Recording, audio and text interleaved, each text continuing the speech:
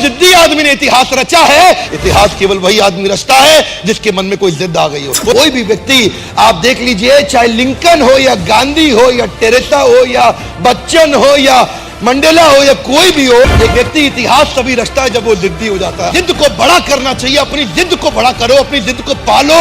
जिस दिन इतनी हिम्मत आ गई, आप अपनी जिद को पाल के बड़ा कर गए, आपको सफलता के नए रास्ते मिल जाएंगे, और अगर नहीं मिले तो आप खुद नया रास्ता बना देंगे।